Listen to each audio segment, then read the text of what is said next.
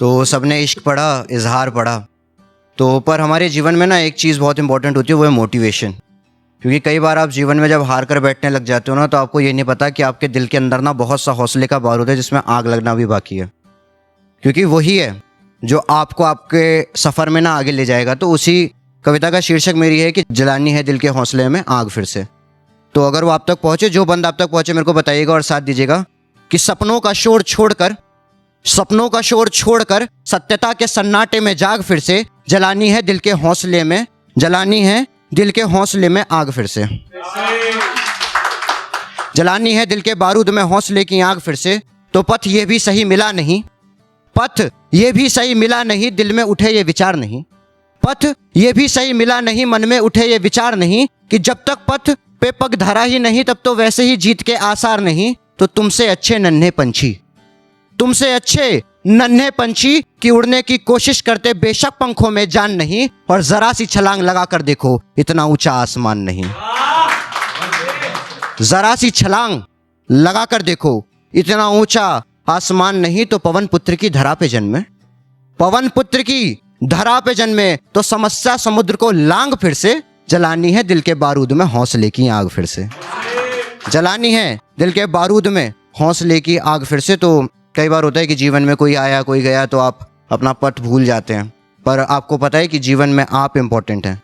तो उसी पे ये लिखा कि अब किसी के जीवन में आने या जाने से निश्चित बदलाव नहीं होगा, अब किसी के जीवन में आने या जाने से किंचित बदलाव नहीं होगा, कि किसी के जाने का घात पड़े, किसी के जाने का घात पड़े, इतना अब गहरा लगाव नहीं होगा। तो सितारे रात को चमकते हैं, सितारे रात को चमकते हैं, पर उनके हिस्से केवल रात ही रहती है, सितारे रात को चमकते हैं पर उनके हिस्से केवल रात ही रहती है, और खुद को खफा के चमकने वाले सूरज की अलग बात ही रहती है, खुद को खफाता सूरज है उसकी अलग बात ही रहती है। तो थक कर बैठोगे पाथिक तुम, थक कर बैठोगे पथिक तुम दौड़ के जमाने में, तो उठो कदमों में जान भरो और भाग फिर से, जलानी है दिल के बारूद में हौसले की आग फिर से।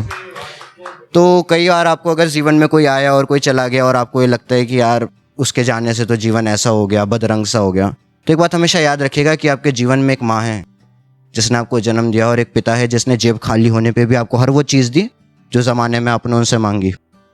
तो उन्हीं पे एक कविता का तीसरा बंद ये कि तुम अभी जो थक कर बैठोगे, तुम जो भी थक कर बैठोगे, तो पिता के थके कंधों से भार कौन उतारेगा, तुम जो भी थक कर बैठोगे तो पिता के थके कंधों से भार कौन उतारेगा, माँ जिसने जीवन भर सपने त्यागे हैं उनके सपने कौन संवारेगा, माँ जिसने जीवन भर सपने त्यागे हैं उसके सपने कौन संवारेगा। और मेरी हार होती तो मान भी लेता, मेरी हार होती तो मान भी लेता, पर पिता के सपनों की हार स्वीकार नहीं, मेरी हार होती तो मान भी लेता, पर पिता के सपनों की हार स्वीकार नहीं। और माँ ने मेरी शेर जना है उत्कर्ष, माँ ने मेरी शेर जना है, और शेर की होती सियारों से हार नहीं, उत्कर्ष माँ ने मेरी शेर जना है, और शेर की होती सियारों से हार नहीं। तो माँ के लाल की जीत का गुलाल, माँ के लाल की जीत का गुलाल जरूर उड़ेगा, और जमाना मेरी जीत का गाएगा राग फिर से, माँ के लाल के उड़ेगा जीत का गुलाल, और जमाना मेरी जीत का गाएगा राग फिर से, जलानी है दिल के बारूद में हौसले की आग फिर से। अब अगली कविता एक आप तक पहुंचा देता हूँ, और एक कविता ये है कि इसका संदर्भ ये है कि मैं सनातनी व्यक्ति हूँ, मैं सनातन पे कविताएं लिखता हूँ, और मुझको लगता है कि अगर आपको अपना इतिहास पता है, अगर आपको अपनी जड़ें पता है, तो आप कितना भी ऊपर जा सकते हैं, क्योंकि बिना कमज़ोर नींव वाली इमारतें ज़्यादा दिन टिकती नहीं हैं। तो क्योंकि मुझे अपने इतिहास पता है, तो प्रसंग इतना सा, कविता का प्रसंग है, भूमिका नहीं, प्रसंग ये कि एक दिन कक्षा में अध्यापक आते हैं और मुझसे कुछ प्रश्न पूछते हैं, और उन प्रश्नों के उत्तर अगर आप तक पहुँचे तो मुझे बताइएगा। तो कक्षा में अध्यापक आते हैं और क्या पूछते हैं कि कक्षा में अध्यापक ने एक दिन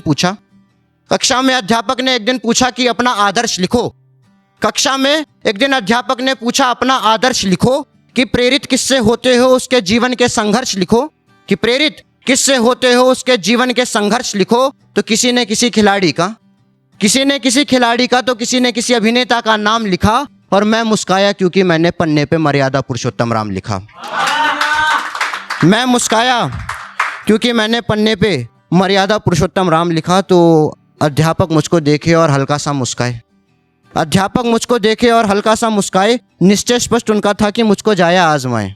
तो अध्यापक मुझको देखे और हल्का सा मुस्काए, निश्चय स्पष्ट उनका था कि मुझको जाया आजमाए। तो प्रश्न जटिल मुझसे क्या पूछा कि प्रश्न दूसरा बहुत जटिल मुझसे ये पूछा, सबसे अच्छे प्रेमी जोड़े का नाम लिखो। प्रश्न जटिल मुझसे ये पूछा कि सबसे अच्छे प्रेमी जोड़े का नाम लिखो, कि जिसकी दी जाती हो मिसालें और हर प्रेमी को दिया जाता हो जिसका नाम लिखो। तो इतिहासकारों ने रोमियो जूलियट का, तो उर्दू के मर्मज्ञों ने हीर रांझा का नाम लिखा। इतिहासकारों ने रोमियो जूलियट का, तो उर्दू के मर्मज्ञों ने हीर रांझा का नाम लिखा। और मैं मुस्काया क्योंकि मैंने पन्ने पे राधे श्याम लिखा। मैं मुस्काया क्योंकि मैंने पन्ने पे राधे श्याम लिखा। तो अध्यापक ने बोला कि सबसे अच्छे गुरु का नाम लिखो।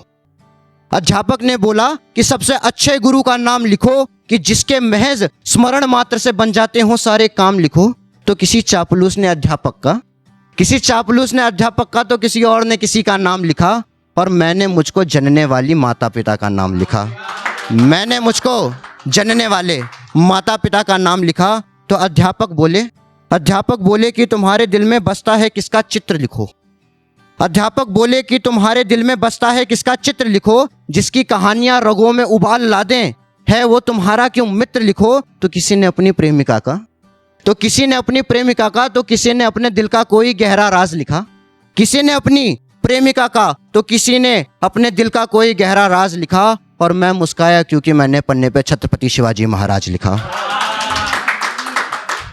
तो आखिरी बंद आप तक पहुंचा देता हूं, और आखिरी बंद ये है कि प्रश्न जटिल सबसे ज्यादा। इस पॉइंट तक ना अध्यापक को ये लगा कि ये बच्चा तो है, तो उन्होंने मेरे को तो प्रथम मेज पे मुझे